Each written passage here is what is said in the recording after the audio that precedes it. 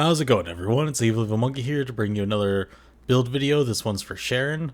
Now, this video has been really requested by people watching my Twitch stream. This is a build I started out in Season 2 and updated for Season 3. And I promised everyone that I'd come out with the Season 3 updated version of this build, after Season 3 dropped. So now it's finally time for the Sharen Beyblade Season 3 version Meteor Update. That's right. Now, if you guys don't know what Area Suppression or Death by 1,000 Cuts does, I'll go and throw those up on screen right there so you guys can go ahead and read them. Now, this build has been really good through Season 3. It's amazing at just like assassinating bosses, spikers, and it has plenty of AoE to be able to deal with the mass amount of waves we're seeing in Axion. And it does enough damage to just, assassinate all those waves as well. And the best part about this build is it has a perfect timing for Sharen's 4th ability cast time to line up with the cooldown on Death by 1,000 Cuts, meaning every time you cast your 4th ability, which gets reset based off crits, you're able to instantly proc Death by 1,000 Cuts again. We'll stack it up. So every 2 casts, you'll be able to just, send meteors down raining on your foes, which, is a pretty nice ability.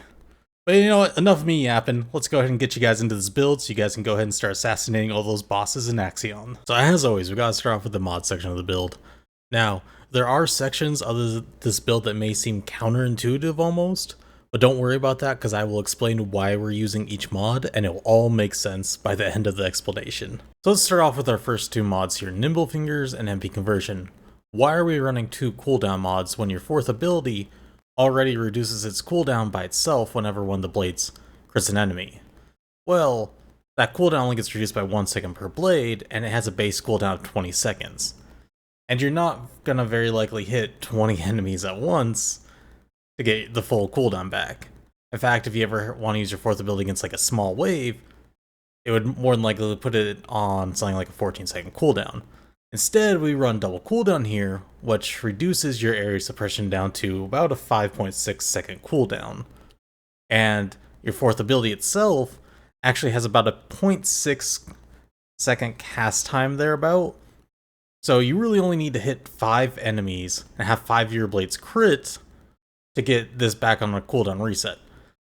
This also makes it so that you can run up to a boss and just spam out your 4th ability, since technically against one enemy, if multiple blades hit him, it can actually count towards reducing the cooldown for each blade that crit on that enemy. This allows you to also run up to something like, a spiker or a boss or colossi and just spam out your ability without having to kill a bunch of enemies, and just let you permanently spam the ability. It also lets you use this once again against like smaller waves of enemies, or maybe enemies that are a little bit more spread out. This also just naturally makes it more consistent. I've done a lot of testing with this, and this feels to be the best cooldown. And worst case is, let's just say you hit 1 blade or 2, then your ability's only on a 2 to 4 second cooldown thereabout. And that's not that bad feeling, then you only have to wait, 2 to 4 seconds for your blades to come back up, and then you'll probably reset again. And in that time, you can use your 1st ability or your 3rd ability to do DPS. Compared to if we weren't running any cooldown at all, well, if only 2 blades hit, you'd be sitting there for 18 seconds waiting for your 4th ability to come off cooldown. And not only this also allows for your stealth to be on a lower cooldown. This also brings it about to a 5.6 second cooldown. And it lowers the cooldown on your passive, which your passive allows you to reset your invisibility once you kill an enemy coming out of your invisibility. So this overall just works kind of perfectly with Sharen's kit, allows her to be a much more flexible character in general content, and also allows you to tackle bosses a lot easier. Next up, we got the 2 mod types that you'll probably see in every skill power build across the entire game. We got Fusion Specialist and Focused on Electric. Now the reason we're running Focused on Electric is we want that little bit extra cooldown to get that 5.6 second cooldown. And then of course we're just running these 2 because this build scales off of, skill power, and Sharen's 4th ability and 1st ability are Fusion and Electric. So these 2 make the most sense, as those are, your main 2 abilities that you're going to be using for damage. Her other damage ability, her 3rd ability, is mainly used for its CC, and that one is not Fusion, And her second ability is just utility. So pretty much your two main damage abilities will be electric and they'll fall under these two. Now for the crit mods, this is where it gets a little bit counterintuitive, and I'll explain why it's a little bit counterintuitive in a second. But first, the reason why we're running crit in this build is Sharen is a crit character.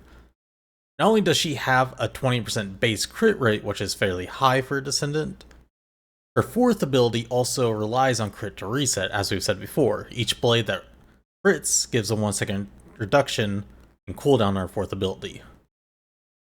Now, the reason why this is a little bit counterintuitive is not only does Sharen have that 20% base crit, but her second ability also gives her another 22% flat crit rate, meaning with her second ability up, she has about a 42% base crit. And usually with a base crit that high, we only actually would run 3 crit mods. But the reason that we still run 4 here is because the inconsistency of the second ability.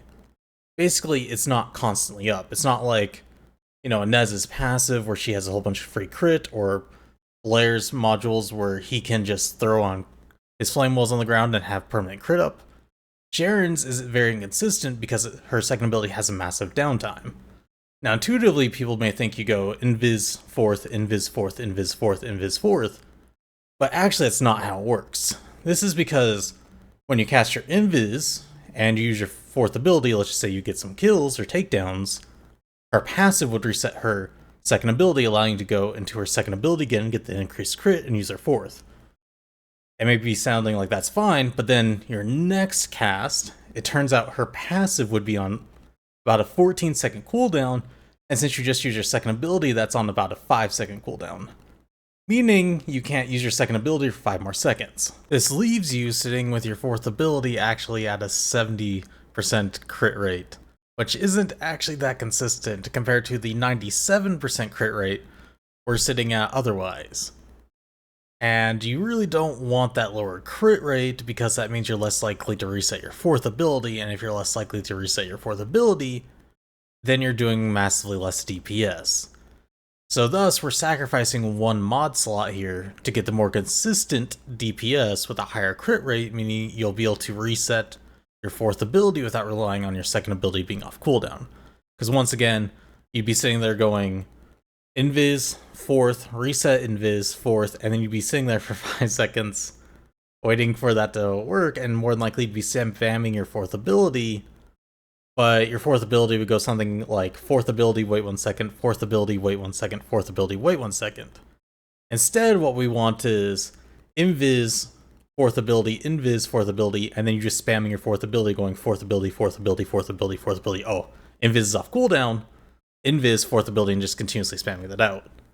The other reason is that even when your fourth or your second ability comes off cooldown and gives your fourth ability that additional crit, because your invisibility is only on a 5.6 second cooldown, you get 2 casts of your second ability before you get your 14-second cooldown passive back up. So basically, this just makes it way more consistent for you to get your fourth ability resets without relying on your second ability. And that's pretty massive because you want that continuous cast. Now for your ultimate mods, there are actually 2 different ones you can run. So I personally like Dangerous Ambush, which if you guys don't know what that one does, when an enemy's not targeting you or is immobilized, you get increased skill power against them. So Sharen works perfectly with this because her third ability immobilizes, and her second ability causes her to be invisible, which means enemies can't target you except for Colossi, because Colossi can kind of cheat that way.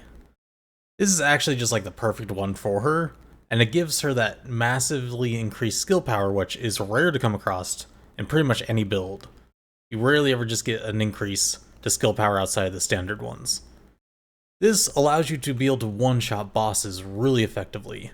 In fact, I've one-shot several of the bosses in Axiom Plains, and those spikers just get deleted as well. They don't get one-shot, but wow, it is pretty close sometimes. The other one you can run is called Decimator. Now, while Dangerous Ambush is really effective at taking out bosses, Decimator is really good if you want that extra wave clear. Now, you can stack up Decimator because Sharen applies the electric debuff to enemies, meaning she can stack it relatively easily within a massive wave. The only issue is, this isn't good against bosses quite so well, because if you can't maintain the stacks against a boss, you're going to lose a whole bunch of damage. So this literally comes down to, do you want more damage against bosses or against mobs? I personally like ambush better, because I feel like you already have enough damage against every mob. You pretty much, 2 to 3 shot every mob wave, so you really don't need to worry too much about mobbing. But this is an option, you can run Decimator here. Also, if you guys don't want any damage at all, and instead you want mana regen, you can run MP Collector. I do not advise that one, but that one is an option. But we're going to run Hunter Set later in this build. We'll go over this when we talk about Hunter Set. But this is an option over running Hunter Set, is to instead replace it with the MP Collector. Once again, I don't advise that one, because you'll lose a lot of damage against bosses, and at the end of the day, Sharen is an assassin who excels at deleting high health targets. And for our final mod before we get into our trigger mod is Amplification Control. So this is mainly used for the range increase, because once again, you really want to hit as many enemies as possible with your 4th ability. And this just allows you to hit that wider radius to have a better chance of hitting, more enemies to get that reset. Through testing, I've pretty much realized that if you don't have much range, you're probably not going to hit too many enemies, and your ability's not going to go on reset very easily. This also just lets you hit more enemies at once, which is pretty nice. Now, you can, instead of Amplification Control, run the other blue range mod, range expansion, I believe it's called. No, skill expansion is his actual name. The reason why you can run this one is technically with Amplification Control, you get, I believe it's 2.0 meter range versus the max, which would be 2.2. But for Amplification Control, you get the extra little bit of defense, which is nice. So you don't overcap on your range. With the blue mod, you would 100% overcap on your range. But you do get a little bit extra range, which doesn't feel bad. Now, Sharen also really isn't, craving defense that badly. It's fine if you want to run the little bit extra range and overcap on range instead of the defense. The defense just helps a little bit with survivability, but your invis really does help you get out of any sticky situation, so you don't really have to worry about defense too much here. Plus, with component cores giving you enough defense, you don't really have to worry about that. And also with one of the mods that we're running on our gun, pretty much either or of these range mods works. All it really matters is that you're running a range one. And finally, time for our trigger module. Now for this one, we'll be running Death by 1,000 Cuts, and some people may be wondering why we're not running Arche Leak instead. That's because Arche Leak causes too many issues. Number one, it causes an increased MP issue with Sharen, which she already has. A slight MP issue with having to spam out her 4th ability. But we do fix that with Hunter Set, but we'll get into that later in the video. The other reason is because to get the full use of Arche Leak is you have to drain basically your MP to nothing, since it scales off how much MP you're missing, which isn't that effective, and can just cause you to go completely out of MP. The other issue is it has about a 10-second cooldown, and that just sucks to have that 10-second cooldown. Death by 1,000 Cuts, though, works almost perfectly with Sharen's 4th ability. So, if you guys don't know, Death by 1,000 Cuts, how it works is you have to get those 12 stacks from hitting a projectile ability. Sharen's 4th ability is Piercing Projectile, which gives you 6 stacks, meaning every 2 casts of Sharen's 4th ability gives you 5 meteors falling from the sky that scale at about 900% skill power if you get like a good roll. Now, the other thing reason this works perfectly is because Death by 1,000 Cuts, its lowest cooldown is about 0.5 seconds cooldown. And if you guys remember, Sharen's cast on her 4th ability has about roughly 0.6 second cast time, meaning by the time you finish casting your 4th ability, the cooldown Death by 1,000 Cuts is already off cooldown if you get a good roll. Meaning every 2 seconds, you get the guaranteed cast, which works perfectly because that's about every 1.2 seconds, you're going to have 5 meteors falling from the sky, hitting a Volga straight in the head. And this helps you with Colossi and also helps you with bosses and spikers. So this just kind of works perfectly with our kit and ends up doing a lot of damage. Now this also means when you're rolling for a death by 1,000 cuts, since the numbers are a little bit randomized when you get the mods, the one you're going to want to prioritize is a lower cooldown over the higher damage. So if you can get that 0.5 seconds, that's perfect. 0.6 seconds is also perfect. But if you get like a 1 second, then it starts to get out of sync and you don't get as much DPS. So definitely lower cooldowns is a more vital thing you're looking for when you're grinding out death by 1,000 cuts. So for the boss killing version of your loadout, you're going to actually want to just replace 2 mods. So you don't need the extra range since you're going to be right up against the Colossi spamming your abilities. So the range doesn't actually help at all. And dangerous ambush is out of there because Colossi can see you while you're invisible, so unless you're pairing with someone else who's pulling aggro, it's just going to be useless. Instead, we'll be using conditional recharge and walk on tightrope, since conditional recharge will use out your health and trigger tightrope to give you an additional 30% scaling on your abilities, which means each stagger is going to get 30% additional skill power modifier. And since they have relatively low scaling, it's only around like 400-ish%, this is a decent damage up, and it's just going to help you annihilate that boss quicker. So next we gotta hop into the arcade tree. Now, this is a pretty standard skill power arcade tree. As you guys can see, we're just hitting as much skill power as possible here, along with getting skill crit damage and skill crit hit rate. This is once again to get us as much skill crit hit rate as possible, so that we don't have to rely on our second ability. Otherwise, it's pretty standard. And for your mutant cell, what you're going to want to run is electric cohesion. That's because Sharen can stack it up really easily in a wave, and just get you a lot of damage. Now for our boss version, there's only really one difference here. You're going to swap out that mutant cell, your electric cohesion, for electric vulnerability. Reason being is because when you jump into the Colossi arena, you're not going to have too many enemies spawning, right when it starts. Usually you don't have any, depending on the boss.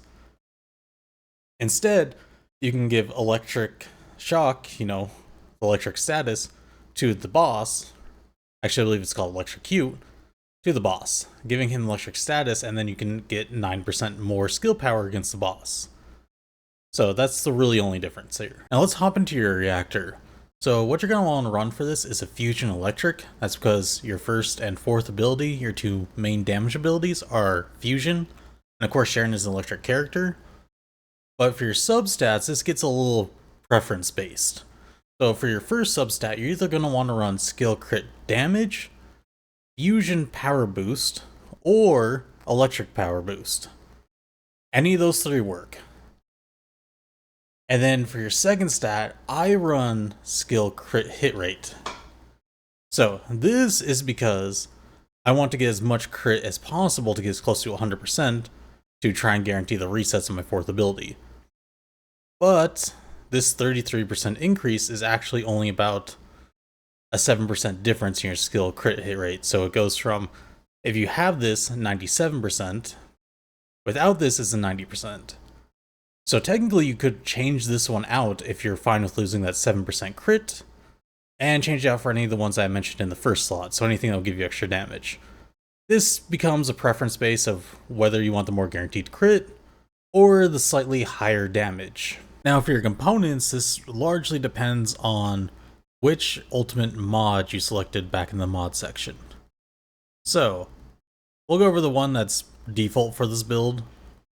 If you did Dangerous Ambush or Decimator, you're going to want to run Hunter Set. So, the reason why I want to run Hunter Set is because this set just gives you guaranteed MP back, making so that you can just infinitely use your fourth ability and never have to worry about MP. I feel like running this, I just never run out, so this is, probably the best one to fix your MP issues.